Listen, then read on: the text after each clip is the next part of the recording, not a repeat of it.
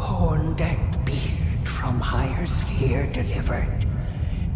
Shadow of the Erdtree, much like most Soulsborne DLC, expounds upon the mysteries of the Elden Ring base game by answering unasked questions, reinforcing pre-existing motifs, and smashing you over the head with the core thematic idea of the game, just in case you didn't get it the first time around.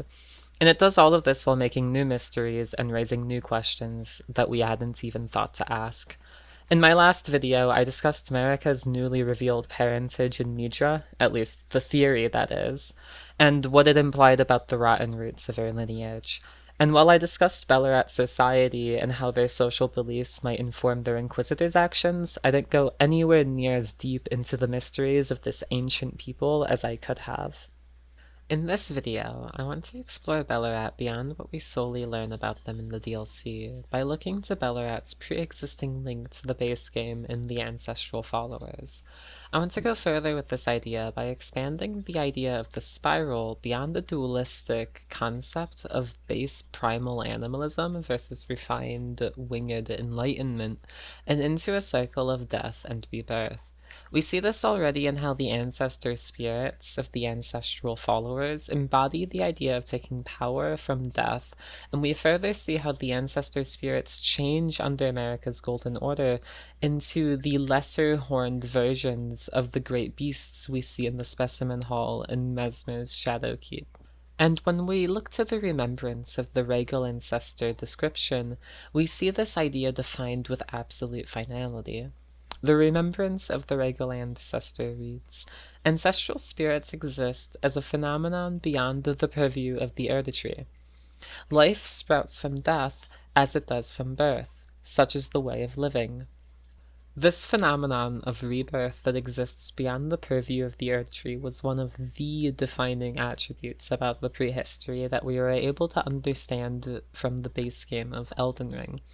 The theory supporting it had a great many details behind it, one of my favorites being the Minoan-style art that the ancestral followers revere and which the Hornsens are revealed to have built. But let me assure you that there was a wealth of additional supporting evidence, such as the concept of buds, or the many loose connections between omen, scarlet rot, and ulcerated tree spirits in the form of uncontrollable crucible evolution.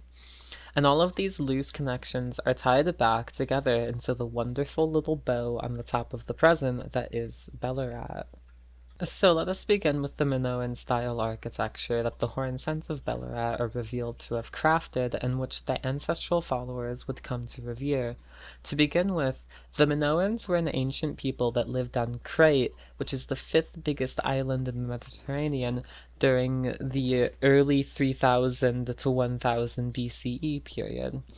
They're the people that the Greek myth of Theseus slaying the Minotaur is based on, Minotaur drawing its etymology from Taurus, meaning bull, and Mino, which denoted him as the foster son of King Minos.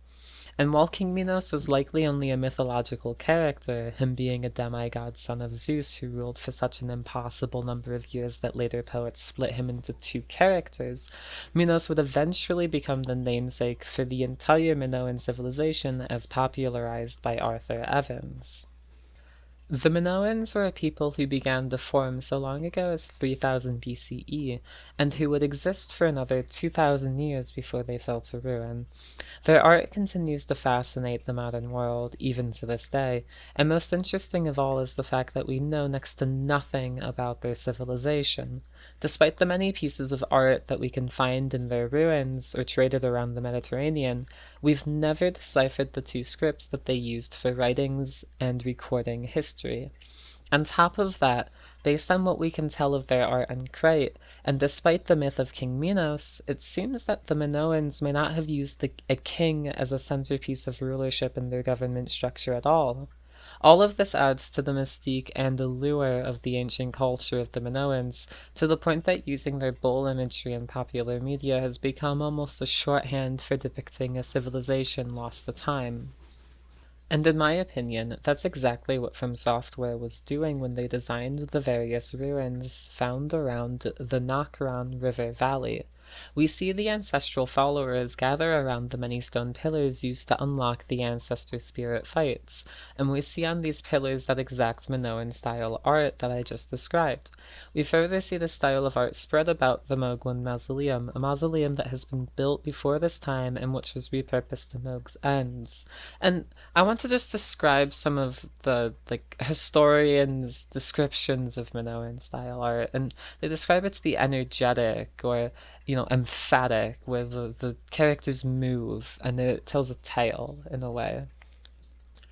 And I go into so much detail explaining this because we could already tell that the ancestral followers in the base game were following the path of their ancestors, and it becomes so fascinating to actually explore the ruins of the culture that the ancestral followers base themselves off of in the form of Belurat and the Horn Scent, as indicated by their connection with this Minoan-style architecture.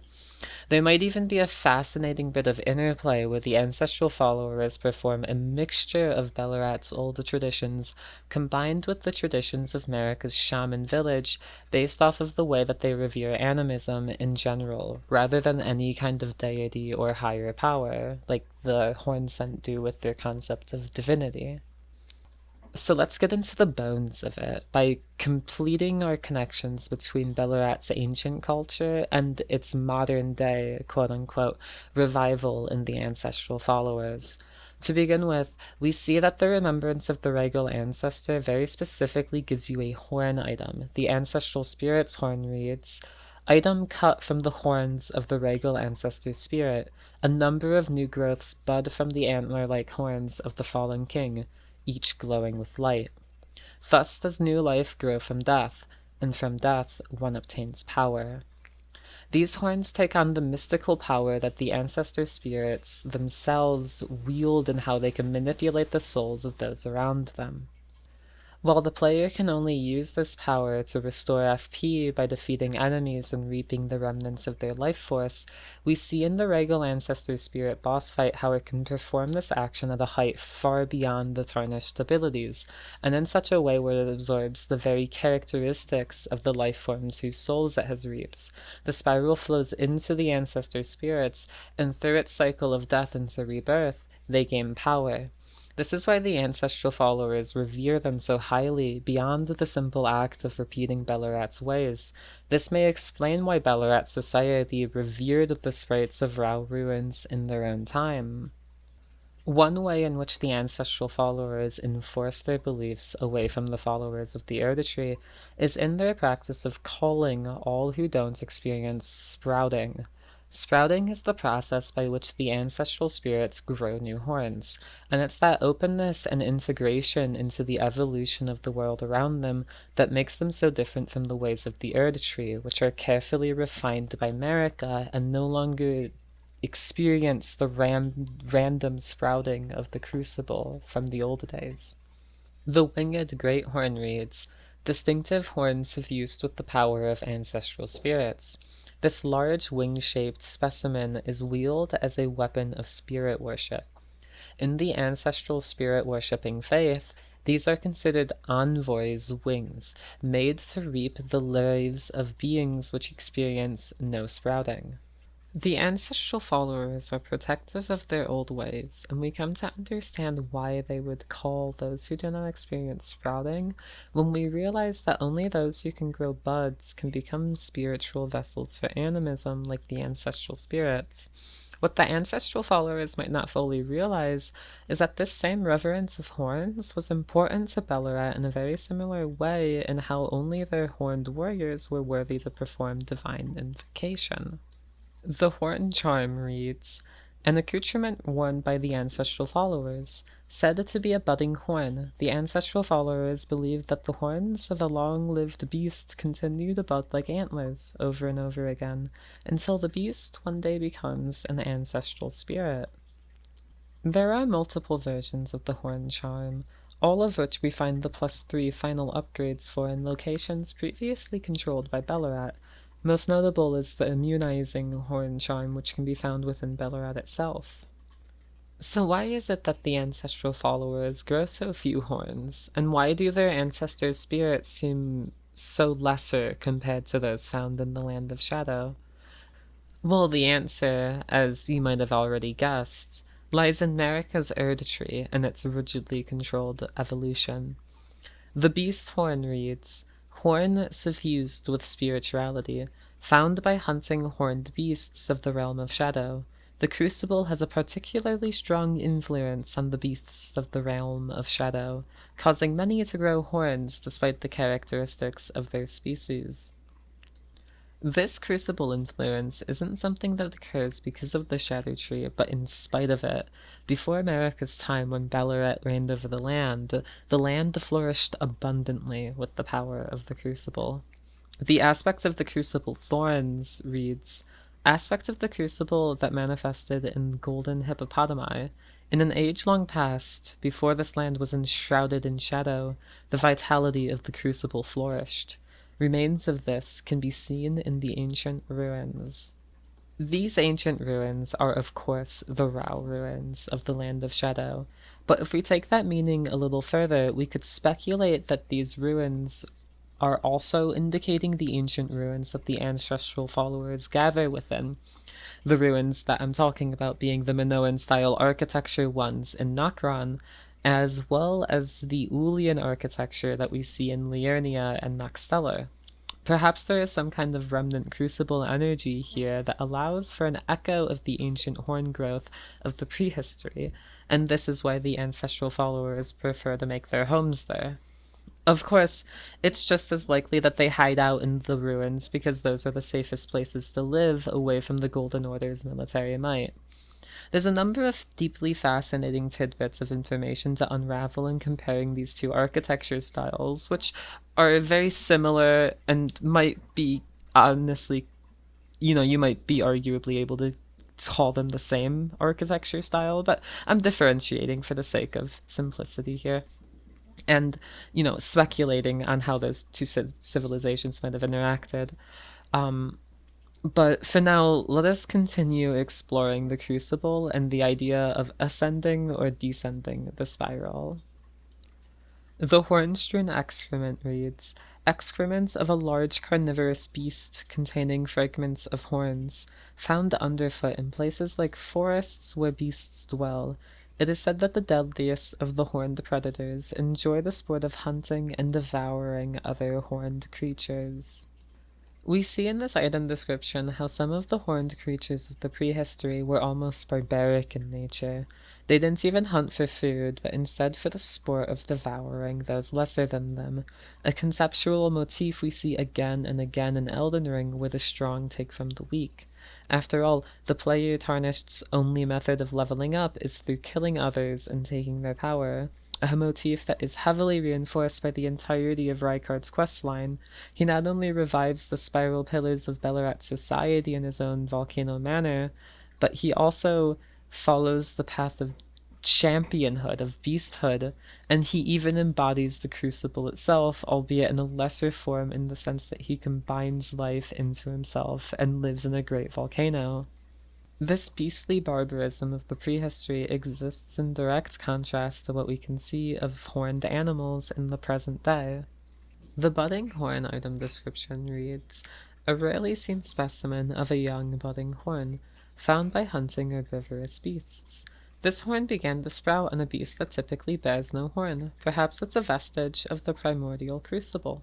It's important to note that the budding horn is visually similar to the beast horn, which was previously mentioned in this video, and by looking from the older beast horn to the younger budding horn, we see the story of Marika's gentle Erdtree told in the very animals of the world, since horns only grow upon herbivores in her modern age.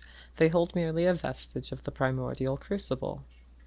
With the predatory nature of the Crucible contained, we can begin to see where the ancestral followers diverged from Belurat in their reverence of horns. Where Belurat performed horn calling to invoke the power of divine beasts, the ancestral followers would instead revere the spiritual energies produced from their horns. The shining horned headband reads, "Headband decorated by a pair of shining horns, worn by ancestral follower shamans. Horns with buds that also shine are ideal ceremonial items for ancestral worship." And while I use the word diverge to describe the differences between these two cultures, it's important to note that Belurat also revered the sprites of Rao Ruins, the land where the great beasts of Mesmer's specimen hall were hunted and where it seems the crucible energies of the Land of Shadow were strongest in ancient times. The ancestral infant's head reads, "Skull of a very young ancestral spirit. Just think how many sproutlings it might bear. Used to spray spirit vapor, inflicting magic damage." Perhaps if I were smarter, I'd try to define some kind of thematic difference between sprites, spirits, and souls. But that is a tall order for a game as nebulously defined as Elden Ring. Instead, I'll leave you with Roderica's dialogue on the matter. She is an expert spirit tuner after all. I feel like I'm really coming to grips with spirit tuning of late. I can see how and why immortal essence exists as spirit under the Golden Order. I can understand their yearnings, what they become drawn to. Master Hugh said it himself, actually, that I'm no mere apprentice any longer. Once again, I'm pleased to make your acquaintance. Roderica, the certified spirit tuner. Besides the fact that the ancestral followers wear literal headbands with horns on them, we can further reinforce their reverence of horns with the spiral horn shield description, which reads, "Small shield of antlers arranged in an eddy-like pattern. If used to attack a foe, the shield's antlers inflict blood loss. Once given to a tarnished warrior who cultivated close ties to the ancestral followers. Though the effect is only slight, it boosts immunity, robustness, and focus, which is the same buff that the different horn charms give." One very interesting use of horns, however, is in the Crucible tree helm, which describes the ornamentation as tree-like. However, the visual depiction itself seems like a cross between twisted branches and curling horns. Furthermore, the armor itself is covered in spiraling crucible patterns and motifs. The Crucible tree helm reads, "Helm of the Crucible Knights who served Godfrey, the first Elden Lord. The great tree ornamentation is the Knight Sileria's mark, displayed also by her men. Holds the power of the Crucible of Life, the primordial form of the Tree." This is further reinforced by Sileria's tree spear, which boasts those same twisted branches at its tip. What is so interesting to me about this is that the Crucible Knights represent the ancient power of the Prehistory, now subservient to the Tree. We see that most directly in the two captains of the Crucible Knights who wield weapons that draw power from the ancient holy essence of the primordial crucible. Even the names of both captains are tied to evolution because they are both based off of names from major extinction events during Earth's history. The names of these extinction events are further inspired by two historical Gaelic tribes in Britain, Gaelic being a culture that is a heavy inspiration for Elden Ring's mythology and narrative. The Sileria's tree item description reads, "Sileria's tree, weapon of one of the two honored as foremost among the Crucible Knights. The primordial form of the Tree is close in nature to life itself, and this spear, modeled on its crucible, is imbued with ancient holy essence."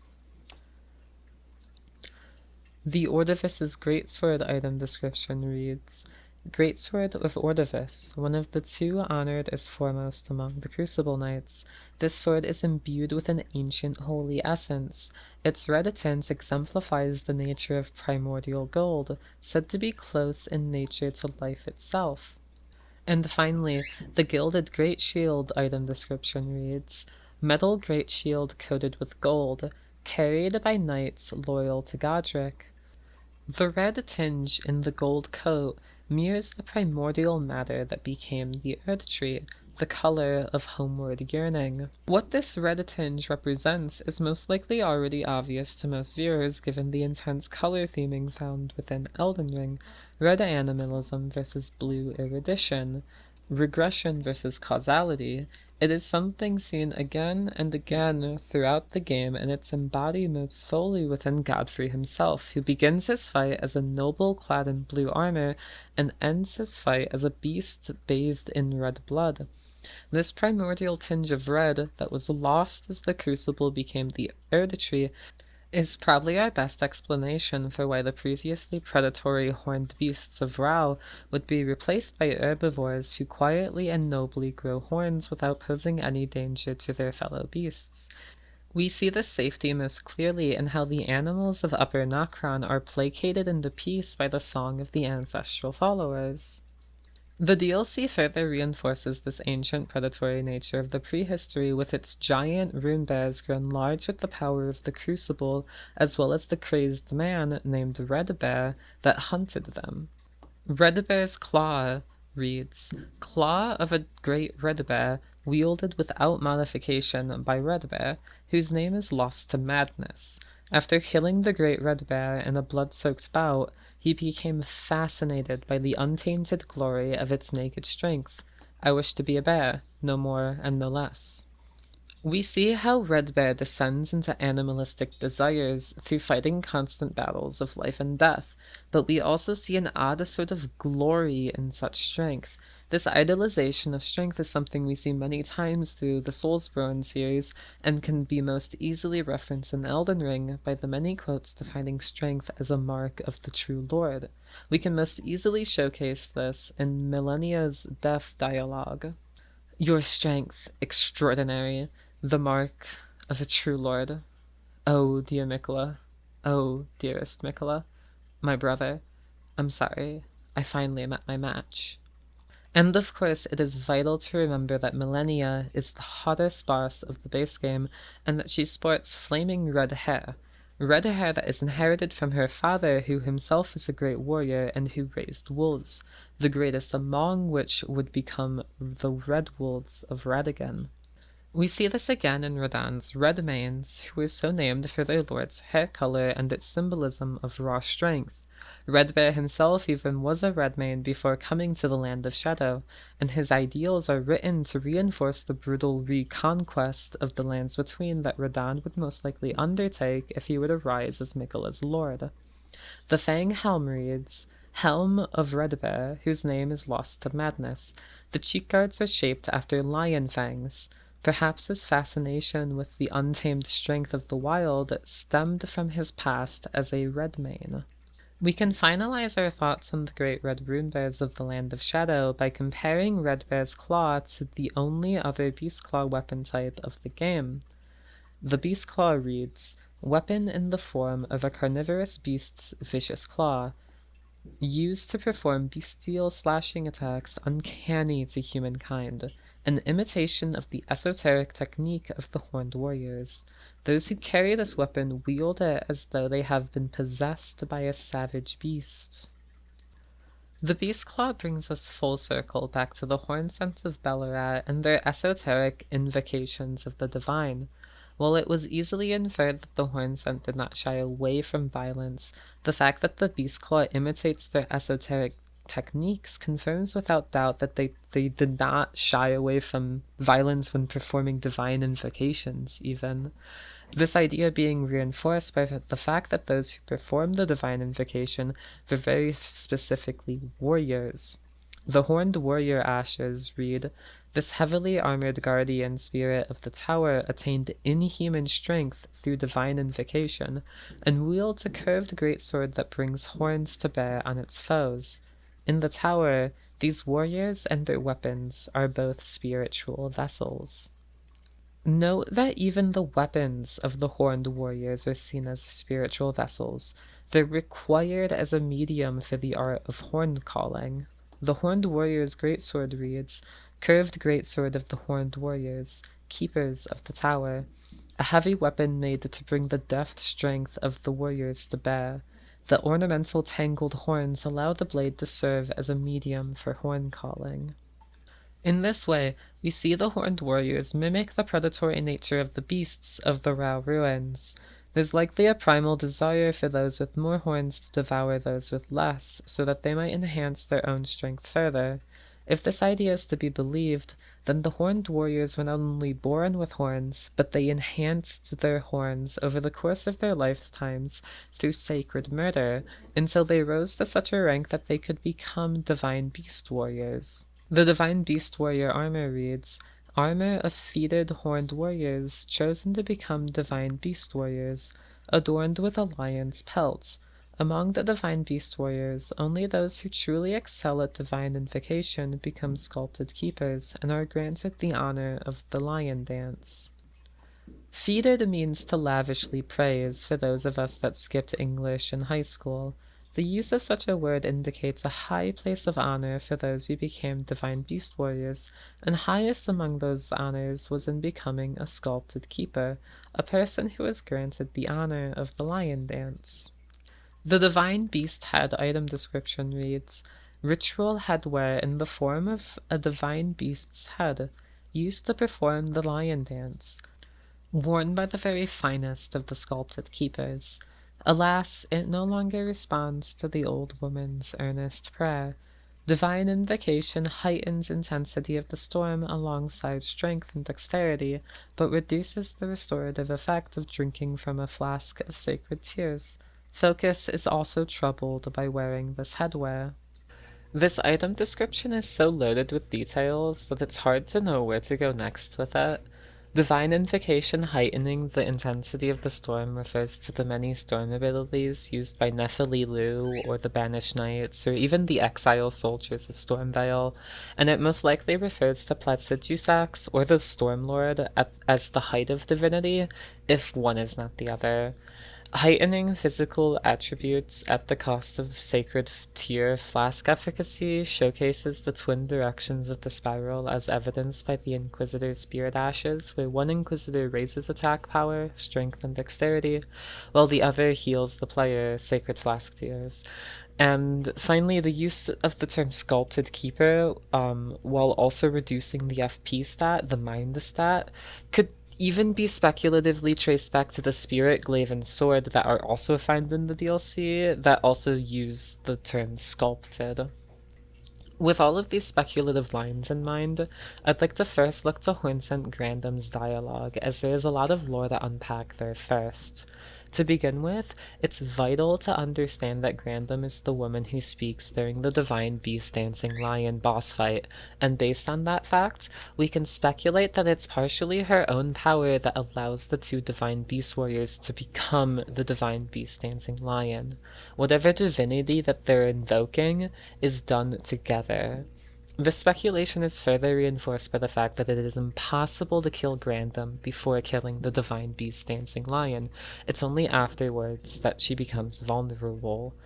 When first encountering Grandam, she has this to say. Ah, who art thou, stranger? By the look of thee, another of Mesmer's peons, methinks. Tell me, dost thy kind never weary grow? How do these old bones fascinate thee yet? Our lands were by thy kind set aflame, our tower by thy kind veiled in shadow.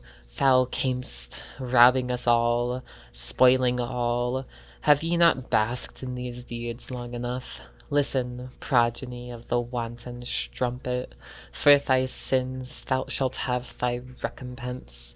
The sacred beast shall unleash its ire. Till then, with this hag, do what thou wilt, for all the good it'll do thee in the end. She warns the player that the sacred beast shall unleash its ire, obviously referring to the divine beast dancing lion whose remembrance reads, Remembrance of the dancing lion, hewn into the shadow tree. When the Impaler's army assailed the tower, the ritual of the lion dance was turned towards martial ends, its divinity, its fury, its light-footed beauty. It's interesting that the sacred lion dance was only ritualistic to the people of Belurat in their own time, and that it wasn't until Mesmer waged a genocidal war of annihilation upon them that they turned this most sacred of customs to a martial end. One could even argue that the lion dance being used to make war upon Marika, an upstart rebel god, would be itself a sacred act. Mesmer's war against the Hornsent was most likely mirrored by Godfrey's own conquests of the rest of the lands between, these two events being temporarily linked by the existence of R'hllana and Castle Enzus and Captain Gaius, which all indicate that the Carian royal family had been integrated into the Golden Order by the time of the Crusade. We see this connection most clearly in R'hllana's character, so let us start with how she began her fealty to Mesmer. The carrion thrusting shield reads, "Silver thrusting shield embedded with glintstones enables the wielder to attack and guard simultaneously. Once wielded by R'hllana, the Twin Moon Knight, during her sole entry into ritual combat, a demonstration of fidelity to the Erdtree." This shield is found in the Shadowkeep, and it further specifies that R'hllana joined Mesmer before the practice of ritual combat in honor of the Erdtree died out, arena combat falling out of favor after Godfrey's exile. The ritual shield talisman reads, "A talisman patterned after shields used in ritual combat held to honor the Erdtree. Raises defense when HP is at maximum. The practice had died out by the age of King Consort Radagon, but remains of the arenas where ritual combat took place can still be found in every land." What is so fascinating about this reference to gladiatorial combat is that it's meant to make us look back to the duelists of the arena who wore armor decorated with snakes. The duelist helm reads, "Bronze helm decorated with innumerable snakes, worn by gladiators who were driven from the Colosseum. The wearer becomes a slightly easier target for foes. The snake is viewed as a traitor to the Erdtree, and the audience delighted in seeing these bronze effigies beaten and battered." Zuli the Witch recently released a video that went deeper into detail on the divine beast dancing lions, and in it she revealed that the lion claw enemies of the base game that are found in Stormvale, Redmane, Seoul, and other locations all bear twisting horns on their heads, a mystery that had puzzled lore theorists prior to the DLC's release, but has been made very clear by the existence of Belurat. What is so interesting about this is that the lion claws go into combat with the duelists in a cut arena interaction. This of course is reference to ancient Roman gladiatorial combat. What is so fascinating about it is that it deepens all of the previous connections to the lions that we knew of, while widening our understanding of what the symbolism behind the snake means because of our new revelations from the DLC.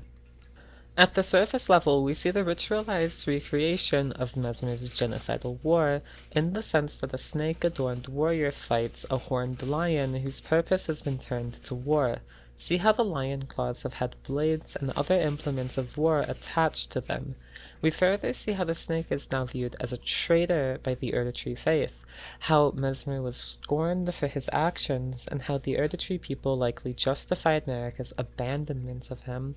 This goes even deeper in the sense that the duelist helm has the same effect as Shabriri's woe, where it makes enemies more likely to attack you. We see Mesmer's own attitudes towards himself and what he was sacrificing for his mother repeated in the effect of that the duelist helm has. Mesmer's armor reads, "Black armor of Mesmer the Impaler, draped with a red cloak bearing his crest embroidered. On his mother's wishes, Mesmer made himself a symbol of fear, undertaking the cleansing crusade she desired. Direct thy maledictions, thine ire, and thy grief towards me alone." What makes this condemnation of Mesmer by the Erdtree people so much more tragic is that Godfrey, who may possibly be Mesmer's father, and at the very least would have acted as a stepfather figure regardless of true parentage, would have been a champion of the arenas given his affinity for battle and status as Lord of the Erdtree. The duelist Great Axe reads, "Great Axe designed for gladiatorial combat, used by duelists who were exiled from the Colosseum, a weapon reserved for duelist champions. The charge attack is particularly ferocious." What further ties this description to Godfrey is that the Godfrey icon specifically boosts charge attacks. The Godfrey icon reads, "A legendary talisman depicting the Elden Lord Godfrey, raises charge attack power of sorceries, incantations, and skills." Godfrey was a ferocious warrior. When he vowed to become a lord, he took the beast regent Sirach upon his back to suppress the ceaseless lust for battle that raged within. This description only further reinforces Godfrey's love for battle, and when viewed together with all of the prior evidence, it seems very likely that Godfrey was attached to the practice of ritual combat. It creates a certain kind of irony that Godfrey was deified, feted even, because of his conquests, while Mesmer was villainized. Both of them served the same purpose of obeying Queen Marika's orders and defending the Erdtree. Both were discarded after. Both waged brutal wars, and while Mesmer took on a more genocidal attitude, Godfrey's scope of war went far beyond just Belurat and to all the lands between. So what was different about the two of them?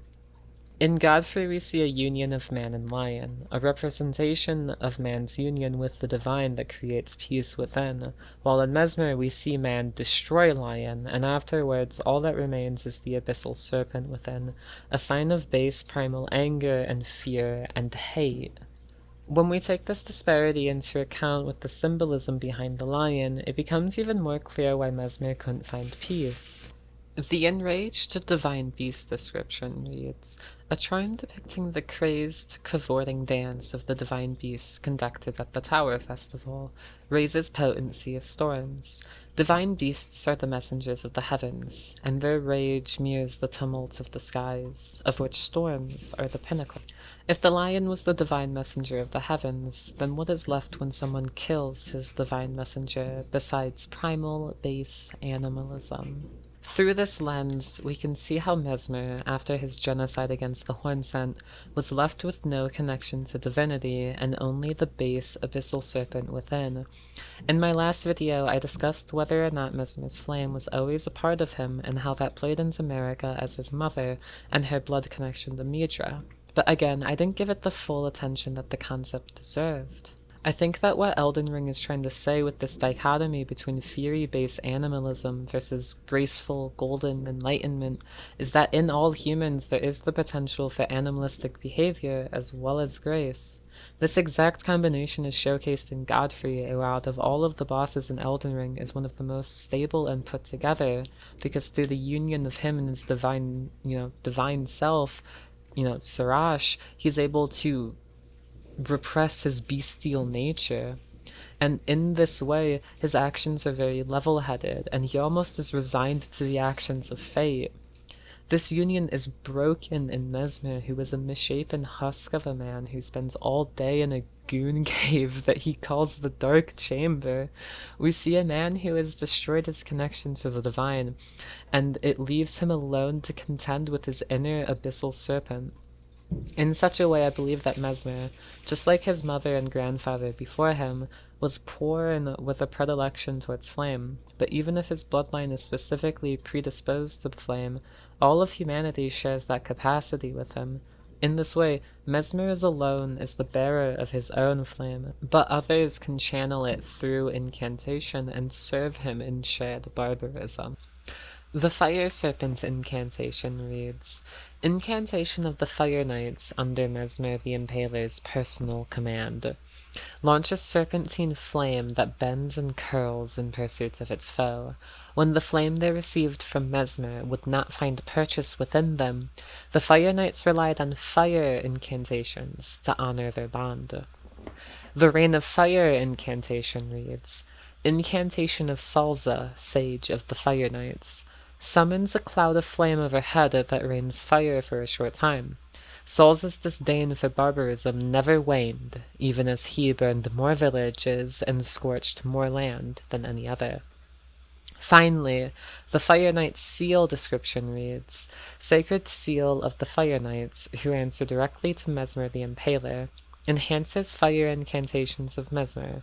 The emblem of Mesmer's army depicts a golden ring and the fire of his sacred seal. If we turn our attention back to Godfrey's wars, I'd like to take a closer look at Stormvale Castle and the time period surrounding its construction and Godfrey's conquests of Limgrave. For a long time I've been a proponent of the idea that the Storm King is not the bloody frickin' Stormlord, and at long last I think we have enough evidence to throw out this Storm King, Stormlord theory, throw it out the window. Even then, the Stormlord has valid arguments for being the Twin Bird or the Divine Bird, but it's complicated. I'm going to just be upfront with that. I don't know if I have a clear idea of my own answer, especially considering some of the new lore we've learned about Bale's battles with Plesidjusax. Bale literally has two of Plesidjusax's heads still clamped down, biting his model. But basically, the theory that I want to explore is the idea that Godfrey fought Plesidjusax, who would have been the Storm Lord, at Stormvale Castle, which was built with the specific purpose of fighting Plassey. If you look to the name itself, you see a story of Godfrey veiling Placidusax's divine storms, an act that Mesmer metaphorically repeated by slaying the divine beast-dancing lions who were thought to be the messengers of the divine on the earth. The Elden Lord crown reads, Crown of Godfrey, the first Elden Lord.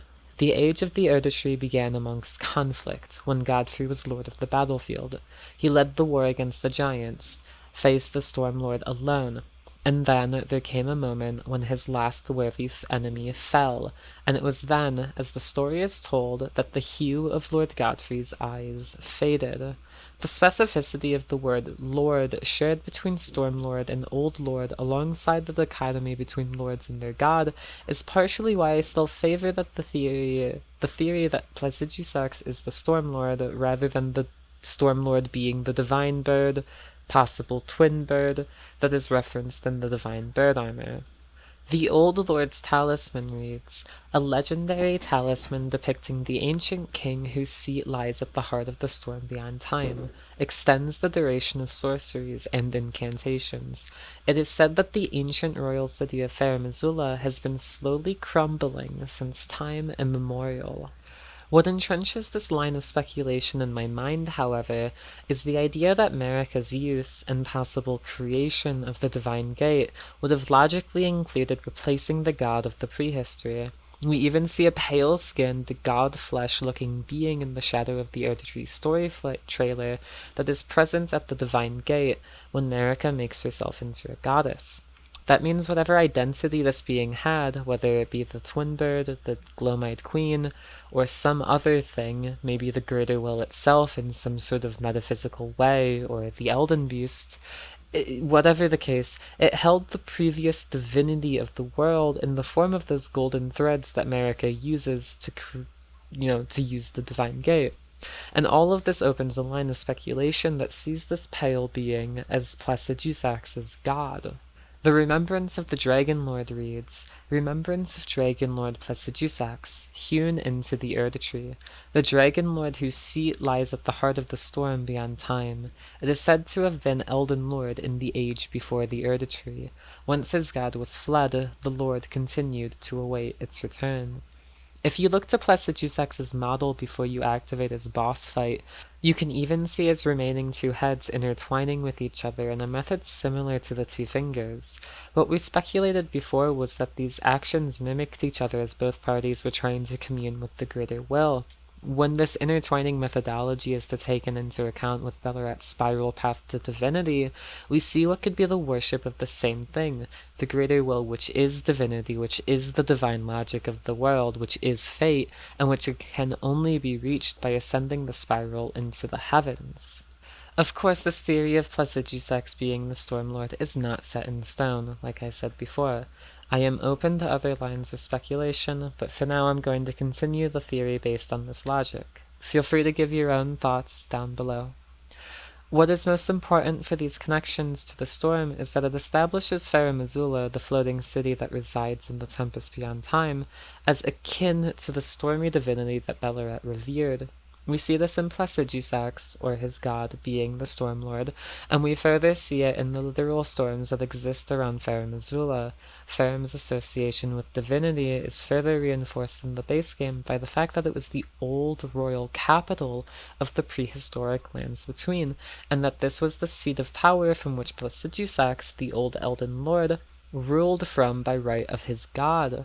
And since the Elden Lord draws the legitimacy from the Elden Ring, there is naturally a grand mural to the Elden Ring in the largest chamber at the center of Fair Missoula that depicts a more rampant, chaotic Crucible energy version of the Elden Ring, and which most notably depicts a spiral pattern going down the center instead of the Golden Order's central pillar. In such a way, Godfrey, just like the player Tarnished, fought to make Placidusax's power his own. We see this in its most literal sense in the Banished Knights, who are implied to have served Godfrey long ago, and how they wield storm-style ashes of war. And if they weren't enough to reinforce this idea, we see in Nephililu the roots of Godfrey's heritage under the Prehistory and under Placidusax's rule as Horelu and chieftain of the northern Badlands. His tribe would have revered the storm for its ferocity and strength, and we see in Nephili's fighting style how she and her people sought to imitate that very strength. The Stormhawk axe reads, "Battle axe designed to resemble a hawk, with its wings comprising the blade, signature weapon of warriors who strive to remain one with the storm, despite being so far from their place of birth. Their hearts are proud, and thereby easily undone." Furthermore, Nephili says this eulogy over a banished knight when you first meet her in Stormvale Castle. "Be proud. You were a fine warrior. Your only mistake was your choice of master. Let the winds lift you to a higher place." We see in Nephili's eulogy for a fallen foe that she wishes for the winds of the storm to lift their spirit to a higher place, highness in the cosmos often being a symbol for divinity. Later, once Nephili becomes Lord of Stormvale, she sees it as her duty to summon the storm and accepts this duty willingly and without issue. What her dialogue reads as is, "Farewell, fellow warrior. I will remain to summon the storm, but your guidance and your fight surely lie elsewhere." However, the storm assault skill indicates that the storm calling that is performed by Godfrey and others is merely channeling the tempests. It's becoming one with the storm, not creating the storm, and in this way we see a divinity and power that is co-opted by Godfrey and others, not created by them. The Storm Assault Ash of War reads, "Storm Assault, one of the skills that channel the tempests of Stormvale." With Belurat and other context clues from the original base game in mind, we can nail home that this divinity lies in the stormy sky and Fair Missoula and beyond it to the cosmos above. What's so interesting to me is that in a way, if strength is the mark of a true lord, and if the horned warriors fought so that they might grow more horns and invoke divinity in a grander way, then are they not performing similar actions? If the tarnished warriors must fight and die until one of them rises above all others by virtue of strength and nothing else, and upon reaching this height they are allowed the privilege of becoming a lord to a god and witnessing the divine, then this action is not dissimilar to the horned warriors in an odd sort of way. To go further with something I brought up in my last video is the idea that Marika wanted to refine the Crucible just like the Horned Sense of Belurat did. She just did it in a far more radical way by trying to reshape the Crucible itself through taking divinity and becoming a god, rather than reshape herself to be closer to divinity like the Horned Warriors or the Storm Warriors did. We see another one of these similarities between Old and New Orders in Hornsent Grandam, who is revealed to be an Empyrean in the spell that she gifts to the player. The Watchful Spirit incantation reads, "An entreaty received from the Empyrean Grandam. Summon a guardian spirit above the caster's head. The spirit never strays far from the caster, conjuring several apparitions before dissipating. Take vengeance upon Mesmer and his lot. They who betrayed us, aye, they who burned us, let them face in thy wrath their just deserts." While the description itself is bare bones, Grandam is not. Her status as an Empyrean is intensely interesting, as is the dialogue that she has to say when the player talks to her with the divine beast dancing lion head equipped, since she believes she's talking to a high warrior of Belurat, and not to a tarnished lord. What she first says is, "Oh? Ah, such joy to smell this scent again. Does a sculpted keeper stand before me? Oh, as I felt the sacred beast's essence fade, a great anxiety welled up within. Forgive this old woman her foolish fears. 'Tis such a relief I cannot express. After an eternity of the mind, our voices have at least reached the heavens, as evidenced by thy gracious arrival." She goes on to say, "I implore, vessel of the sacred beast, have my son accompany thee to war, and dance thy dance of beauteous choler. Take vengeance upon Mesmer and his lot. They who betrayed us, aye, they who burned us, let them face in thy wrath their just deserts. My song I will sing in service to thee. Cleanse away the strumpet's vile progeny." This song is most likely the power that Grandam adds to the invocation that the divine beast warriors perform, where, with their combined efforts, they are able to summon forth the spirit of a divine beast, so that it might take root in the divine beast warriors and dance, and through its dance it might cleanse all that is not divine. Grandam, upon summoning forth the divine beast during its intro to the boss fight scene, says, "O horn-decked beast from higher sphere delivered, take root inside the tower's sculpted keepers, and perched within we beg of thee, rise, dance and cavort, cleanse all that thou wilt, cruelty, cruelty, woe, and those who plague the tower, cleanse away the strumpet's vile progeny." We can infer that the sacred lion dance was done as a festive and ritualistic way of cleansing impurity. To the Hornsent, these were cruelties and woes and eventually Mesmer's genocidal armies. Sadly, we already know how all that ended for them. The divine beast tornado reads, "The tempest of the dancing lion," wielded as an incantation. A whirlwind-like twist of the body summons a storm, launching a tornado forward. The majority of divine beasts were gored and hung upon Mesmer's spears, then burned in his flame. Those who witnessed the deed likened it to a funeral pyre for the tower itself. The use of the word tempest calls back to the Stormblade Ash of War and our understanding of the tempests around Stormvale. What interests me is that this tempest is wielded as an incantation. We as the player Tarnished are incapable of divine invocation in the method that the divine beast warriors were, but we are still able to call upon some of their power by using incantations in the same way that the Tarnished are able to call upon other godly powers with other incantations. This kind of playfulness with spell descriptions is spread all throughout the DLC. One spell is in praise to Mudra. The sorceries of Belurat are wielded as incantations by the player, etc., etc.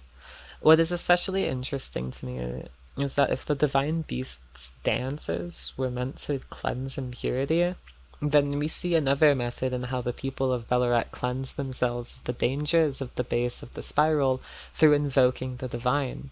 They weren't just an inquisitorial warrior culture, they were a deeply spiritual culture that believed they could ascend to the divine if only they reached for the heavens.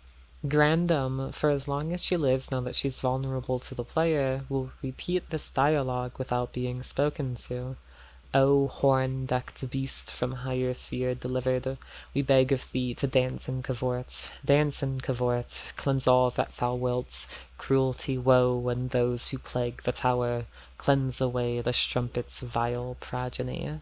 This ambiently repeating dialogue is extremely similar to the dialogue that Grandam has during the Divine Beast Dancing Lion's intro cutscene, which leads me to believe that this is her method of invocation. She calls upon the sacred beast, the horn-decked beast from higher sphere delivered, as she says, and through this invocation she allows the spirit from the higher plane to descend to the earth and take root in the sculpted keepers.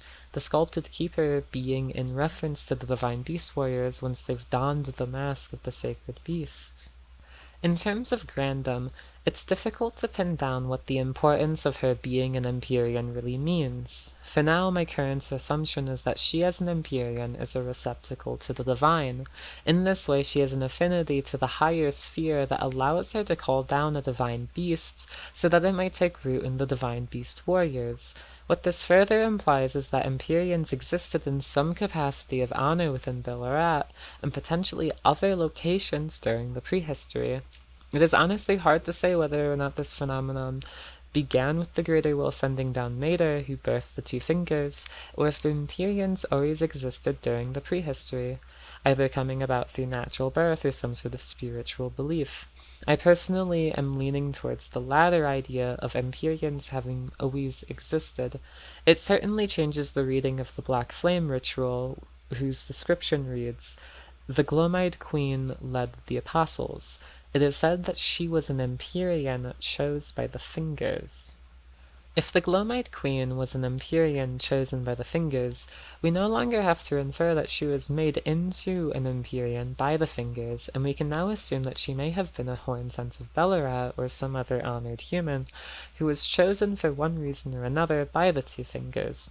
This, coupled with our extended knowledge of how the Greater Will came to the lands between, indicates even more intent behind it replacing the polytheistic world with its handcrafted monotheistic one. With all of that being said, I think it's time that we discuss the obvious Chinese mythological influences on Elden Ring. We've discussed the divine beast dancing lions in great detail and how they were messengers of the gods, so let us then talk about the seat of the gods, or the heavens, as defined in Chinese mythology. The word for sky in Chinese is tian, and in Chinese mythology the word tian is used to encompass both the physical heavens that are above earth as well as the celestial heavens in which the gods dwell. But it's more complicated than that, way more complicated, as religious mythology usually is. Heaven is not just the place where gods reside, but in a way it is the god of all gods. It is the order by which the universe operates, and its power is ultimate over the gods that exist within it. In this way, heaven is equal to nature, and as such, Tian can also reference nature in the encompassing sense of its logic and creation. This view of the heavens as a natural mechanism by which the world worked is partially how godly figures like the Jade Emperor can exist simultaneously with these beliefs of heaven as a god of gods. The Jade Emperor would then be a mythological character devised in Daoism and Confucianism and other philosophies. I'm not an expert, who is the ruler of the heavens but is not the creator of the earth. I assume you can already see where I'm going with how Elden Ring has the greater will, and under the greater will exists America. You'll have to forgive my paltry sources, but the website China Knowledge has this to say in their section on Tian. In the elegy Tian Wen, Questions to Heaven, part of the collection Poetry of the South, heaven is regarded as an ultimate instance to which questions are asked regarding the nature of man and the universe. But in the end, heaven is not answering these substantial questions. On the other hand, Confucius sometimes also doubted that heaven had a greater influence on daily life. He therefore said, "Does heaven speak? The four seasons pursue their courses, and all things are continually being produced. But heaven does not say anything." This is in accordance with many statements in the classical Shi Jing, Book of Songs, in which heaven is not seen as a supernatural power influencing daily life. Confucius therefore rarely spoke of heaven and preferred lecturing on man and society. His discourses about man's nature and the way of heaven cannot be heard, as one disciple said. To give an ignorant and uneducated crash course in my understanding of Tian, we must look to Daoism as the possible source of Elden Ring's inspiration in its use of the heavens, and then we must look deeper to other Chinese traditions such as Ancestor worship, which is a more obvious influence on Elden Ring's lore in the form of the mysterious tutelary deities of Belurat. But that's getting ahead of myself. In my opinion, to understand how Daoism fits into Elden Ring requires us to understand how it evolved from Confucius to Mozi and finally to Zhuangzi and Laoshi. Before I continue, though, I think it's vital to clarify that I am not any kind of academic scholar. I am literally just a stoner who likes to look up stuff online. My sources for this information range from the online Stanford Encyclopedia of Philosophy to random pseudoscience websites talking about traditional Chinese medicine to YouTube. I highly encourage people to look beyond my simplistic explanations to other sources that I'll link below if this content interests you. And it's not just written sources that you need to look to either. Daoism, Confucianism, Buddhism, and other traditions like the veneration of ancestors and the elderly still exist today and are still practiced today. Talking about this isn't as casual as, say, Greek mythology or, like Odin and the Norse gods, because it's an ongoing practice, and because of that, please correct me in the comments, even if, if there's any idea that I misrepresent. And, even with the Greek and Norse gods, there's still followers of them, there's this constant, back and forth between wanting to talk about these things and wanting to be respectful of them, but also wanting to be able to talk at least a little bit openly about them. So, please, let me know in the comments about anything. To begin with, though, Confucianism is the oldest of these philosophies, being developed during the Warring States period, with Daoism evolving from it, with the two founding texts of Daoism being the Zhuangzhou and the Tao De Jing. However, before Confucius had ever been born, there was already a robust practice of ancestor veneration going as far back as the Shang dynasty. That means that ancestor veneration was popular before Confucius's time, and in this way, Confucianism adapted many of the pre-existing cultural rituals and mythologies into its philosophy. Key among these mythologies was the concept of tian, heaven, and in that idea of heaven was the idea that through understanding the starry cosmos, man could align themselves harmoniously with that of the sacred way. What I say now goes into direct contrast with the quote I read about Confucius's doubts when beginning this passage, which questioned if heaven could speak, and it's that exact doubt of if heaven can speak or not that would inform later philosophies. This lack of faith in heaven as a guiding concept was criticized by the later philosopher Mozi, who claimed that even if heaven does not speak directly like how a more typical deity might, it did still share its wisdom with the people of the world. Mozi had this to say in his Will of Heaven. Moreover, I know heaven loves men dearly, not without reason.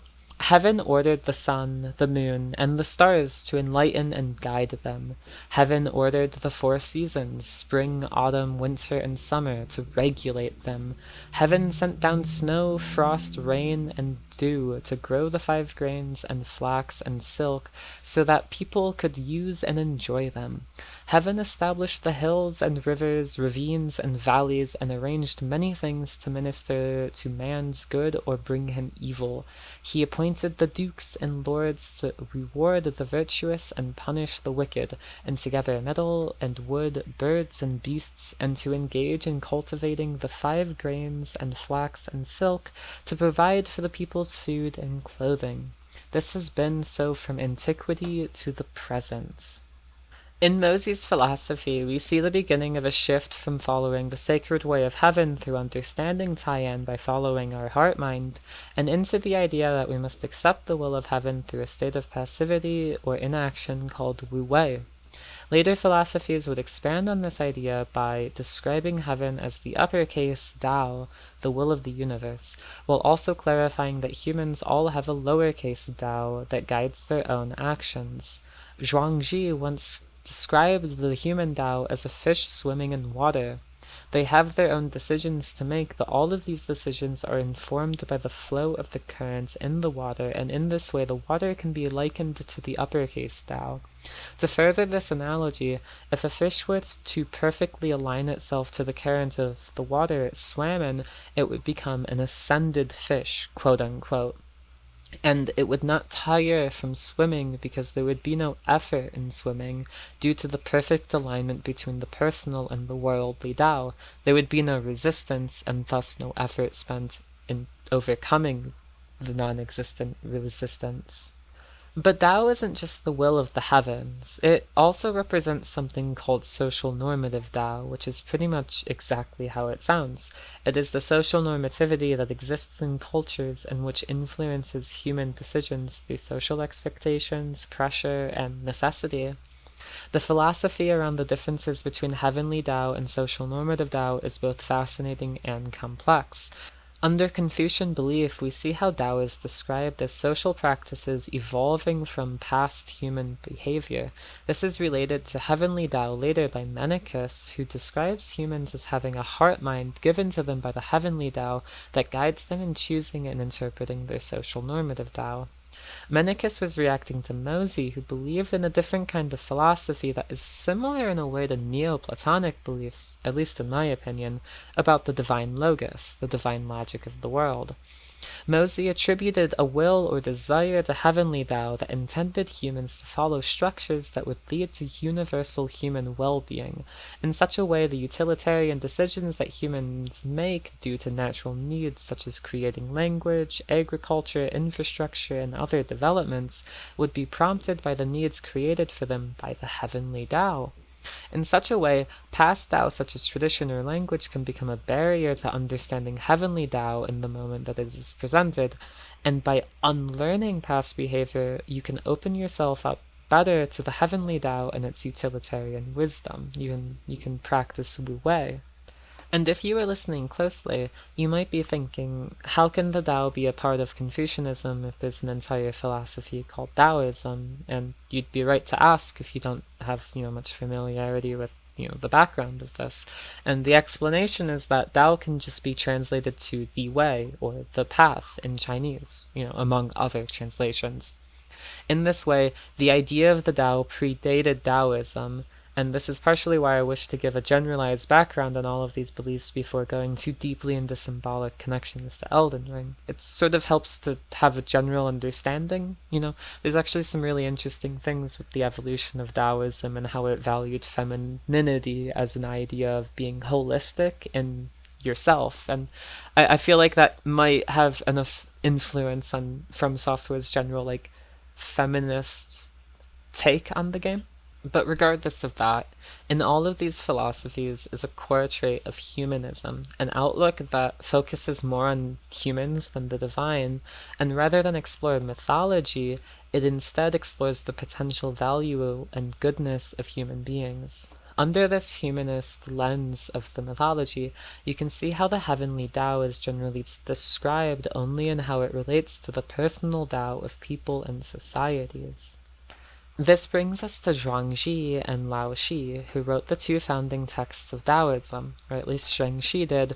Lao Shi may have been made up. Zhuangzi writing the Zhuangshou and Lao Shi writing the Tao Te Ching. Where Zhuangzi differs from Lao Shi in philosophy is in his lack of distinction between heavenly Tao and social normative Tao, while Lao Shi drew a distinct line between these concepts. Zhuangzi instead thought of them as intrinsically entangled with one another. Under this lens, Zhuangzi saw human social Tao as simply another instance of any animal's Tao as dictated by the needs of the heavenly Tao. We as humans are simply more complex creatures. This idea sees a stark departure from the older philosophies of the Tao due to how it integrates human Tao as another part of heavenly Tao. Take a shot every time I say Tao, as manifested through need in the world.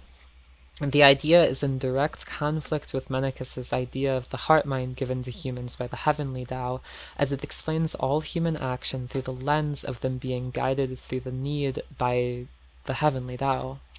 This further conflicts with Mozi, who held somewhat similar beliefs of a will of heaven, but that belief existed in the sense that the will of heaven guided humans, and it was explained.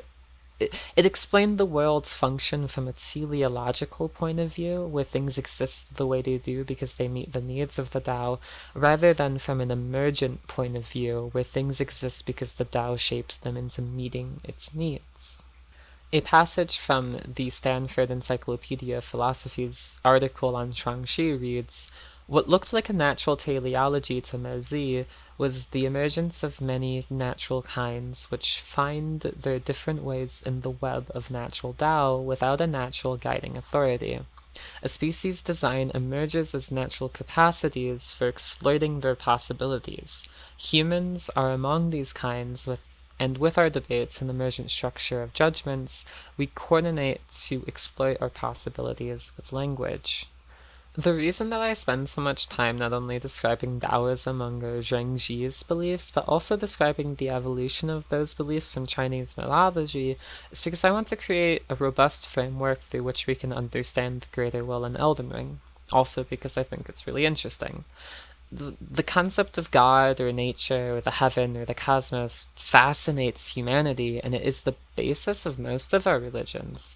It's the way that we interpret God is fundamentally a part of how we interpret ourselves. Even the choice of disbelieving in God is a choice that informs our self-interpretation, because our idea of God is in some ways the cornerstone of our idea of the world itself. And Elden Ring as a game explores those fundamental questions from the more literal point of view of God's, actually existing and interacting with the earth in a fantastical way. In Elden Ring, we see the heavenly greater will shape order from the cosmos above during the prehistory before it chooses to descend to the earth in an effort to more tangibly reshape the world into its own image. In such a way, we see how the heavenly Tao creates an Abrahamic God figure in America, and how Eastern and Western philosophies are combined and compared in a game that, while inspired by many disparate religions and philosophies across the world, still manages to create its own fundamentally unique identity from the very human themes and values presented in the religions that it's inspired from. To hammer home what I'm saying, here's a quote from Zhuangzi that, in my opinion, explains a lot of the imagery in Meter's boss arena. This is another passage from the Stanford Encyclopedia Philosophy's article on Zhuangzi. It reads, "The pipes of the earth, these are the hollows everywhere. The pipes of men, these are rows of tubes. Tell me about the pipes of heaven. Who is it that blows the 10,000 differences, makes them their own, all of them self-chosen? What stirs these processes?" This quote is elaborated on further by a historian named Graham, and really I highly recommend checking out this article yourself, because it is very interesting in what it depicts. It's very complicated. Graham said, "These are apparently the holes in the heart through which thought courses, and the mouths which utter it, so that the breath blown by heaven through the inner formations of different men issues in contradictory utterances."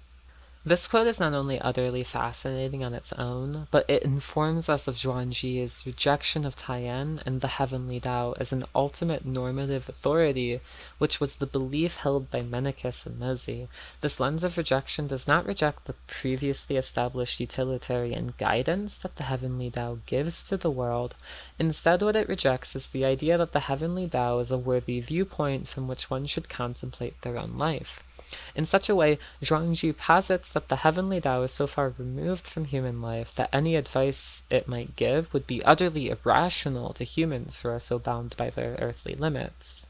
Like, the heavenly Tao cannot understand harm or benignity. So yeah, that was a lot, right? Let's recap real quick to understand things more fully from a more finalized perspective. Under Zhuangzi's beliefs, in Tian is the heavenly Tao, the inherent order of the universe from which all existence flows. Added to that belief later on is the Jade Emperor, who is the balance of Tian, order personified as the ruler of the heavens. The monist heavenly Tao creates a balance of yin and yang, twin polarities of action and reaction, that guide the material world and shape those within it to match the utilitarian needs presented by the world. In this way, the Tao is a wellspring from which all creation pours and is the order by which all creation balances itself. Through this understanding, we can then step into the cosmology of how Tian interacts with the Earth. There were multiple theories written about it, but I'd like to focus on the firmament hypothesis, which describes the Tian as infinite space, with celestial bodies made of light floated about through the energy of Qi, which was the life force that fueled all things. I hope that this sounds familiar to you, because it's familiar to me. The idea of a great void in the sky that encompasses the quote-unquote greater will of the heavenly Tao, in which starry bodies fueled by the inherent life force of the world exist, it feels very on point to what this lens of Daoism portrays. This explains Selen and Ymir's comments about life originating in the void. It explains Estelle and the falling star beasts as life forms born in the void that come to Earth. It even explains Count Ymir's attitudes towards discarding the moon in favor of communing with an even higher divinity. The hat of Count Ymir, High Priest. The circular design at the top represents the greater will and its lightless abyss, imparting increased intelligence and arcane to the wearer. Though Count Ymir instructed R'hllana in the sorcerous arts, he abandoned his allegiance to the moon. It was merely the closest of celestial bodies, nothing more. With all that said, there are other influences on Belurat's design that are left to discuss, most notably being the tutelary deities that the Curseblades strive to become by leading ascetic lives. Tutelary deity is a term used to describe a patron god or spirit that watches over a region or family bloodline. Think of how Athena was the patron goddess of Athens, or how an ancestor might be enshrined so that their spirit might look after the family. The hit Disney movie Mulan depicts the latter type of ancestor spirit, for instance. And it's this specific Chinese belief about tutelary deities that I want to focus on the most as a possible inspiration to the ascetics that we see in Elden Ring. To begin with, ancestor worship is not as simple as having your ancestral spirits watch over and protect you just like that. It is an active quote-unquote deal that the living have with the dead, where the living will leave offerings at shrines and grave markers to feed and care for their ancestral spirits. These gifts can range from food to alcohol to paper money and, more. If left unattended, though, these spirits can become hungry spirits and may become restless. A restless spirit will cause mischief and chaos unless placated, while the simplest of these hungry spirits can simply be those that had no family to care for them. The worst spirits can be vengeful or bear old grudges from life. Ancestor veneration isn't just a system for the living and the dead, though. The veneration of ancestors begins when everyone is still living, and in that way, reverence of your elder was and still is a very important part of Chinese tradition. After all, ancestor veneration is one of the most widely practiced parts of Chinese folk religion. One detail that's interesting in terms of America, as someone who grew up under the rule of Belurat, is that ancestor worship was generally a patriarchal system in which it was believed that women could not pass down the bloodline. I don't want to make any sweeping conclusions about America being written to intentionally upset this system. There are a great many reasons she was probably written as a woman, but it is a detail that stuck out to me along with the influence of femininity and the importance of it under Daoism, its importance that stuck out to me during my reading, as it could potentially further define just how much America upset the social system of the world she was born into. Of course, it would be fallacious to think that just because Belurat uses the idea of tutelary deities, that it would then mean that they also follow the same overall patriarchal system that Chinese ancestor veneration did, in history. There's no textual evidence that I know of that would further indicate such a thing in Belurat, the only possible speculation being in the fact that America's shaman village is explicitly matriarchal with its idea of the grandmother figure, and how that might be seen as an inversion of Belurat's own views. So allow me to recap again for a moment before continuing. What we can assume about Belurat's culture is that they were a people who embraced the passage of all seasons, even including death. And these are seasons of the year and also seasons of the life. They accepted everything together. And they celebrated it through the gradual refinement or cultivation of their own divinity. Through cultivating their inner divinity and through the growth of horns, they desired to invoke a higher divinity from a higher sphere of existence that manifested itself in the form of the divine beasts. These divine beasts were used in ritual celebration as a way of cleansing the people of Belurat's impurity. One other example of impurity existed in the Curseblades, who for one reason or another were stigmatized for the odd growth of their horns. Even so, these Curseblades could lead a life of asceticism to purify and redeem themselves so that they might ascend, most likely to that same higher sphere that the divine beasts come from, and become tutelary deities. In becoming tutelary deities, the Curseblades would then benefit the people of Belurat with revered spirit ash that ceaselessly fell from the palms of their hands, and their spirits would assumedly watch over Belurat's people that were still living. This understanding of the tutelary deities makes it all the more monstrous that Mesmer's army would desecrate their petrified corpses that were once given such honor. With this holistic view of Belurat's customs as presented in Elden Ring, we then have room to speculate about the mythological inspiration on those very customs. Under this lens, with our additional understanding of Ymir's elaboration on the greater will and its lightless void, we can begin to form an idea of the greater will as tian, as the heavens, as nature, as the god of gods, as the natural order of the world from which all creation springs forth. And through our understanding of Taoism and the philosophies that predated it, we can speculate that the greater will's greatest issue with interacting with the world is that it is not an earthly perspective. It cannot understand good and evil, benignity from malignity, in a way that a human perspective can. It can simply regulate the world through the natural flow of existence. Through that lens, we can understand the greater will's mistake. It saw a world in need where people cried out for the hope of a god to save them, and so it sent the elden beast to the earth upon a golden star, but in doing so it broke the natural flow of the world. Wu Wei is the going with the flow, acceptance of all things that happen as the will of the Tao. To go against Wu Wei is to fight the tide of the river and is seen to often result in a violent death. In this way we see the Golden Order's cataclysmic shattering war as the most violent death of all, as the Golden Order's refusal of Wu Wei rubber banded back into itself, causing utter destruction. What reinforces this view so much is the fact that Wu Wei as a concept was first and foremost created as a philosophy of governance. While it of course can and should be applied to the individual, it was also levied as a criticism of governmental use of military force, as that very use of force would block the natural flow. It would be against Wu Wei. This idea is the core thematic message of Elden Ring. This is why Marika's Golden Order, built on fertility and benevolence, fell to stagnation and oppression. This is why Miquella could never do it right, because there is no right way of doing it. This is why Ranni's realization that she needs to give power back to the people and remove the godhead is the thematically correct choice. Because in letting go of control, one can assume a state of Wu Wei and let things flow as they should, not as they want.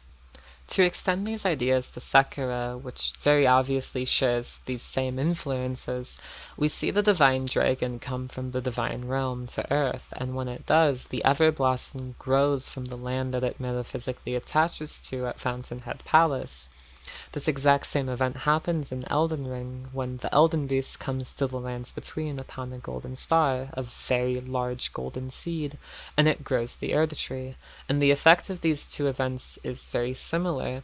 The barrier between the divine realm, the higher sphere, is breached, and all of the lines of order begin to warp, and that change causes impurity, or kegare. One aspect of Tian in Chinese mythology that I haven't touched upon is the idea of Tianxia, meaning under heaven, which was a term for a worldview that held the royal court at the center because of its mandate of heaven, and from the royal court outward came the different states of the world and functions of society. Admittedly, I haven't done as much research on Tianxia, and it seems like more of a metaphysical to geographical worldview than an idea of a social structure. However, I'd like to use this idea to segue into kegare, as it was used in Japan to justify a strict social structure that has been likened to a caste system by some historians.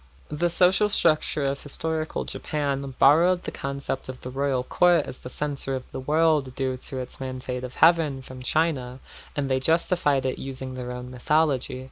This mythology included their own idea of impurity, kegare, and in applying it to their social structure, they created strict divides in society based on lineage, birthplace, and profession that, while gone in the literal sense of today, still exist in some capacity of cultural judgment, an issue that the entire world has to grapple with and will probably have to grapple with for many decades to come, as far as traditions go.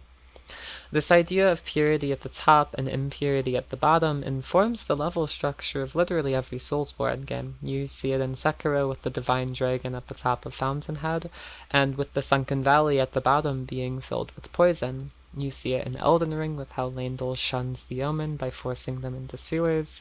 You see it in Dark Souls 1 with how Anor Londo is built on a Mount Olympus-style mountain, and how at the bottom of the world is the corrupt Chaos Flame.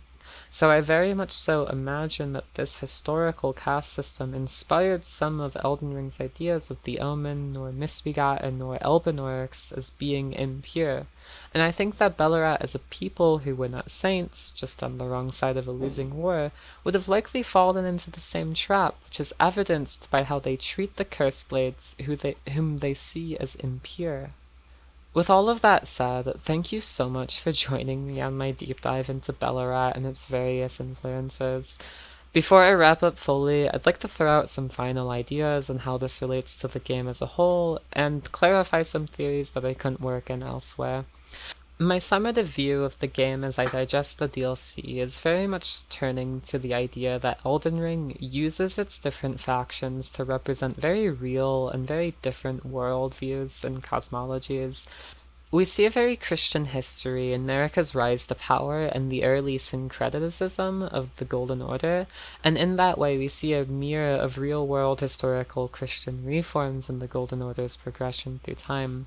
This Christian savior faith of America that abhors pain and death exists in stark contrast to Rayo Lucoria's very Neoplatonic view of the world that understands the greater will as a divine logic of the world rather than as a direct god.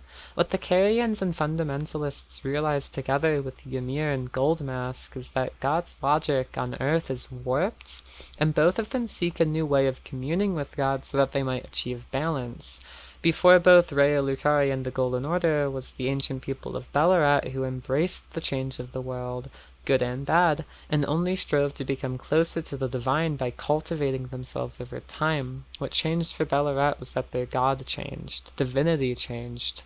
The greater will broke the barrier between divine and earthly by sending its agents to the lands between to directly shape events, a direct violation of Wu Wei from the heavens themselves. And in this way, the greater will goes from the heavenly Tao, it goes from being the divine logic of the world, it goes from being this like higher god figure, and it becomes a demiurgic figure where it tries to create or recreate reality and it fails and it creates suffering instead.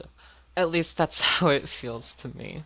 Okay, I'm gonna go off script now. So this will be the final rambling thoughts. There's a lot of them though. This has been a long script, and there's so much going on. To begin with, I used a lot of words, foreign, Eastern words, that don't have a full translation to English. I bring up Dao, I bring up Qi, Tian. All of these words have very multitudinous meanings. They're very philosophical or spiritual in that way. Shen isn't a word that I brought up, but it's sort of important in the idea that Shen is the male aspect of the soul that's closest to Qi, and that's what ascends to the divine realm, while Po is the earthly part of the soul, it's feminine, and it's what stays it's what stays on earth. The Po is what becomes the hungry spirits, it's what you're giving offerings to at the graves. Another word that people have been talking about a lot recently in terms of translation is Miko. Miko is a very complex word. It is related to shamanism. That's probably why they chose shaman as a translation for Miko. People have been saying that Miko is also used for the finger maidens, and that's true, but it's used with additional words denoting finger. It's not as simple as just shaman and finger maiden being the same word. We shouldn't assume that this is the same translation work that was being done 15 plus years ago. These are more professional teams, they're bigger teams, they're better, and they have more communication with the people making the game. On that note, I think it's really interesting how the ancestral followers are shamans and how America's shaman village and how there's a spiritual focus. I've long been a fan of the idea that Hugh's old spirit tuner friend is Marika. I like the idea that he had a positive relationship to Marika, which is why he's okay agreeing to kill her. I think that honestly, Marika probably had the same realization that Saint Trina had in the DLC, where she realizes that being a god is a captive divinity and that she needs to die. This is why she asks Hugh to smith a weapon that's capable of killing a god. Um, Moving on, more stuff about, other, Eastern philosophies is that there's the five elements of Chinese medicine. They relate to the Shen and the Po I just described, and more. I feel like maybe these could be worked into the idea. I'm not really sure why. I'd be curious to see if people have ideas. Moving forward, Wu Wei and government, like, that's a big thing. I described it a little bit, but, like, the idea of Wu Wei and government is just, it so perfectly shows why America failed and why Mikola would fail. To try to control is to try to shape, and in trying to control what happens, you lose control of what happens. You have to let what happens flow through you. The ideal person does not act, they do. You don't seek out to do something, you let yourself happen to do it. In this way, this is why Ronnie is in the right, because she removes the Elden Ring from doing the act of doing and allows the world to form itself according to need. If you go even further with this, again, Taoism has this idea of accepting feminine virtue, of accepting, darkness or whatever, as it's typically, Shen is white. And in this way, Rani has the dark moon, she's a woman. I think these are related concepts. One thing I think is interesting in regards of the Hornsent culture and Godfrey and the whole he was part of the storm, he idolized the storm, is that Godfrey might be from the highlands near Rao. That's where like the bears live, so maybe he was the chieftain there. It'd sort of be cute if him and Marika met somehow in that area. Something I haven't fully covered is the grave birds. I think that's where this video is lacking the most. The grave birds as they relate to the death birds, as that relates to the twin bird, as that relates to the gloam-eyed queen, as that relates to the death cult on Farum Azula. What the fuck is up with that? It's hard to say. I sort of think that deserves its own theory video type of thing on Destined to Death or the gloam-eyed queen. Honestly, well, I'll talk about more of that later. There's a lot going on. One last thing I do want to talk about is that like if we're looking at the twin bird as like an up and down spiral, like if you look at Ramana, she's Scorpion and Centipede. Scorpion is higher divinity. Like Grandam gives you Scorpions too, and the Centipede is lower divinity. Lower down the spiral. It's Kagure. It's impurity. I imagine the twin bird is something similar. The twin bird might be inspired by the phoenix. There's a lot of importance on Chinese, sacred animals. The turtle inspiration might be from that because turtles are symbolic of longevity and wisdom. But in terms of the twin bird, it might be inspired by the phoenix, which is a bird that has two genders, so it's immortal bird. Twin bird is probably immortal. Red, blue, two ideas. It just seems to work. Another idea that is related to Belurat, just like how Destined Death is, that's pretty vital but also separate, is the idea of buds. Like the ancestral followers stay away from the Erde tree, they eschew the Erde tree because they're awaiting new buds. This implies that the Erde tree itself was once a bud, and what we learn of buds is that, in the prehistory, many buds were able to evolve and grow on their own. That's very interesting, isn't it? And eventually America contained evolution by choosing one bud of the Erde tree, which she deemed perfect, and she made an order based off of it. I think something that's interesting about this, it relates to Belurat because Ramana created the Scarlet Rot from one of the last buds that she found after the burning of Belurat. If we see as Belurat as cultivating divinity, and if we see them as being interested in buds, we see what seems to be like these minor Erde trees grown with much more literal, like, people grown into them, then Maybe America entered Belurat's culture through use of, Erd tree, minor Erd tree cultivation. We could even assume that the Elden Beast crashed in the Finger ruins next to the Shaman village because they seem to be more golden, and maybe Meter crashed at one of the others, and in this way America would have had access to the Elden Beast, access to the minor Erd tree, so that she could get into society. What did she need from the Divine Gate then? It's hard to say. It deserves its own, conceptual video. A lot of this stuff does. It's pretty complex stuff. I talked a lot about the Minoan style art in Nokron and in the Mogwin Mausoleum, and how the Mogwin Mausoleum was likely made for the prehistory. I think that it's also worth noting that there's like Mesoamerican art influence here to be looked at in like what looks like a Mayan type calendar, as Moog probably awaits the days until the doomsday. And besides the phoenix, the possible inspiration for the twin bird could be Quetzalcoatl, a feathered snake deity from Aztec mythology, I think. And I mean, obviously, we already have ideas of the winged snake with Mesmer, so that follows. A really interesting comment I got that I pinned on my last video, because I really do think and agree that Mesoamerican mythology should be focused more, for Elden Ring, was by Johnny Torres, who said that the spiral that forms a column to reach the gods sounds something out of Mexicas. Yes, like Mexicans, but without the N, but better known as Aztecs for the English speakers. It's out of their conception of the cosmos. The columns were two serpents, one representing fire and the other water. The balance of both and every fold represented a cosmic floor, heaves and hell, but also material places. Shadow of the Erd Tree has a lot of pre-Columbian ideas as well, such as snakes, although seen as lecherous on Christianity, on the Mexicas, their sages, and deeply respected.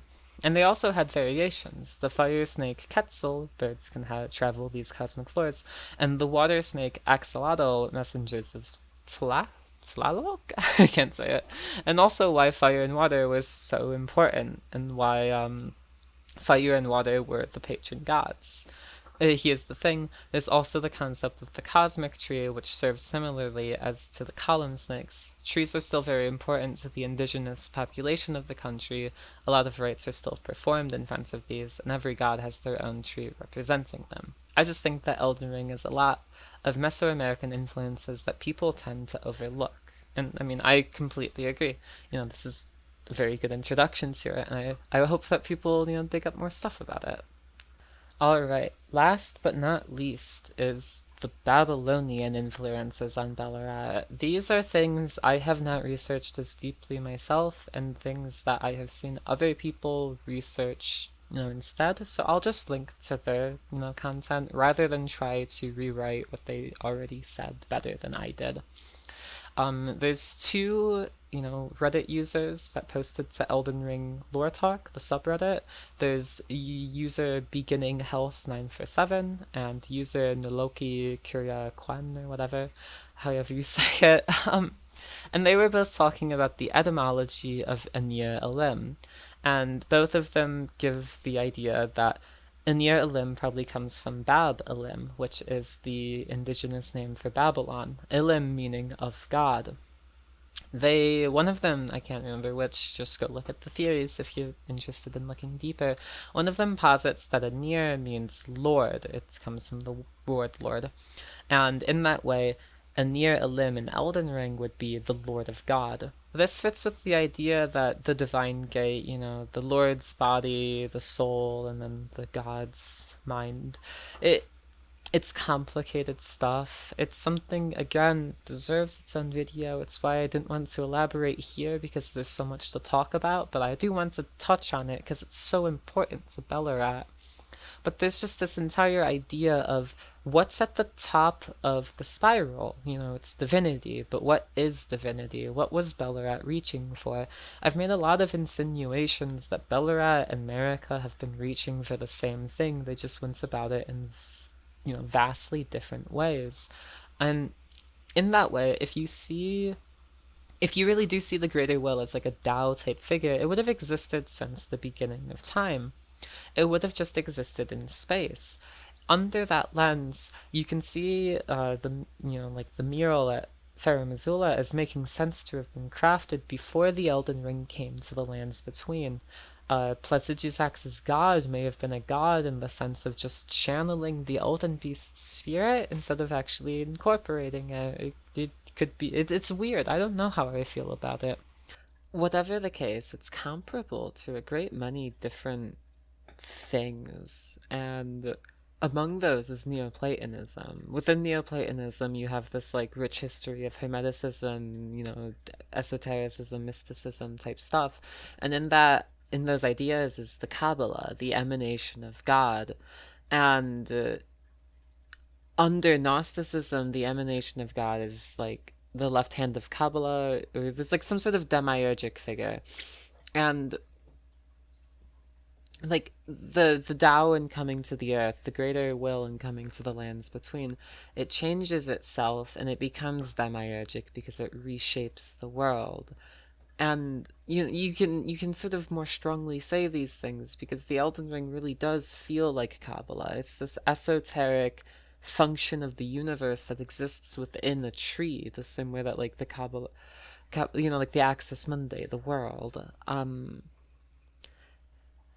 Again, this deserves something with quotes and research and not me just rambling at you. So I'll try to move on. I'll try to make it fast because really there's one last thing with Babylon that I think is so interesting, and that's because it's like Enir-Ilim is the Tower of Babel. It's this tower made by humans trying to reach for the heavens, trying to become on par with God. And in their hubris, I mean, like in one telling of it, it's because they're hubris, but in other tellings, it's because God was scared. But whatever the case, the tower is knocked down and people are divided by language.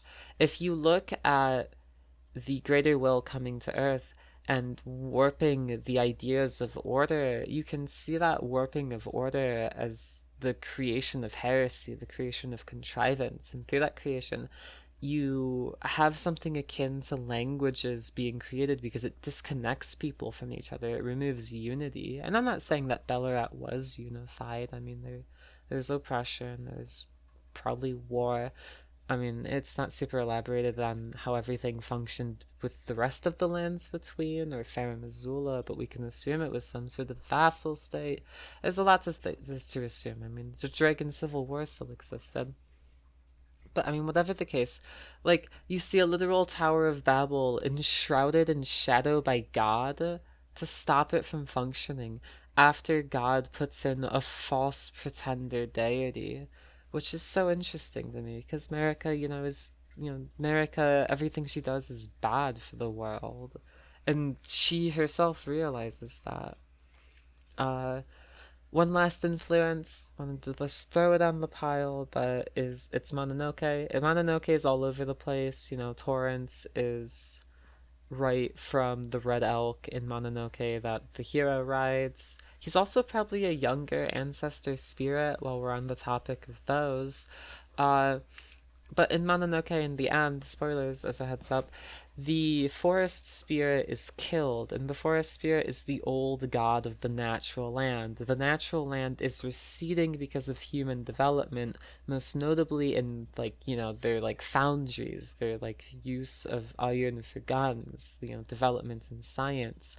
One of the things that was the start of, the Golden Order was writing and smithing, presumably. So we see the similar idea of nature being pushed back by technology. And in that shared idea is that the old god of nature, the forest god, is hunted down and killed by humans who want to usurp him and his immortality. And he dies and he becomes the Nightwalker, and the Nightwalker's design is very Elden Beast. Like, the Elden Beast has a lot of inspirations going for it. It's a jelly dragon, it's a nebula in space, but it's also the Nightwalker from Mononoke. And in that way, it's almost as if, the Elden Beast, according to Golden Star, did not come to the lands between until the Greater Will sent the founding stars. Marika killed whatever god this was. I think it was Placidusac's god, but could arguably might not even be a god. Whatever this thing was, she killed it, and she took these golden threads from it. I mean, the golden threads aren't the Elden Ring. You see, that's where everything gets weird again. So I'll just shut up and we'll move on. Whatever's happening is unique to Elden Ring. We can't attribute it to any one mythology. We can't attribute it to older games. I'm not really sure what I think. I'm not sure if there is a thing that I want to think over one other thing. It's it's partially why going forward I'm gonna be happy to return to the Elden King's just conversational format where I just have someone on to talk about a topic or impressions or their work or any sorts of those things. Of course, I'm going to be continuing to release these more essay type posts because I really enjoy writing them and people seem to like them. I'm glad to have an audience. I think that a dialogue is the most important part of understanding and having fun with this game because it's not about who's right and who's wrong. It's about shared understanding and deepening our understanding through comparing our ideas and interests and what draws us to this in the first place. So in that way, I really loved all the comments that I got previously. People were really nice. You were probably right about the aging untouchable being the Winter Lanterns, rather than being some sort of more ancient name for frenzy. Although I feel like there's still a speculative argument that it could be, but taking the simpler answer is sometimes the smarter decision. One commenter pointed out that you get the note after you pass the Winter Lanterns, which could be a possible argument against the idea that it's just for the aging untouchable, it's just a term for that, but that's very true. People talked about how Melina was not nurtured by Marika, and I think that's a very fair take. I think people are sometimes too harsh on Marika. Like, I get hating the evil character, Gwyn, Lawrence, all of these people did really terrible things. Marika did really terrible things. I just feel like it's one of those things where if Elden Ring was told as a story from beginning to end without jumping from the end back to the beginning, people would empathize a lot more with Marika, who trusted blind faith of God telling her that maybe they could fix the world and make it perfect forever, and then she just had to painfully realize that that was not how things worked. It doesn't absolve her of things, but I do think that viewing her with that nuance of tragedy is nice. But okay. Final thought, and that's the Babylonian map of the world that the ancient sage in the Mogwen Mausoleum, and seen again in the Four Belfries, and potentially seen for the first time in Farum Azula, little figurines before the Dragon Temple with the gods can duo, is a guy that holds the Babylonian map of the world. Anyone that's watched Quayleg, who has a very good video, or a couple of videos where she talks about it, I think, on the topic, it will know about how the term Elden John, Elden John, oh Elden John. He holds the Babylonian map of the world, but it's crumbled under the newer versions of it, which implies how America changed the world to just the Erde tree by cutting away the other aspects of it. And yeah, okay, for real this time, thank you so much for joining. Thank you so much for listening. I hope you enjoyed. I hope you are interested in the future episodes. The one coming up next will be an impressions video I actually recorded uh, around the time that the first video about America's heritage in Mitra blew up. So it's a bit dated, in terms of theories, but it was fun to record, and I hope that people enjoy it if they watch it.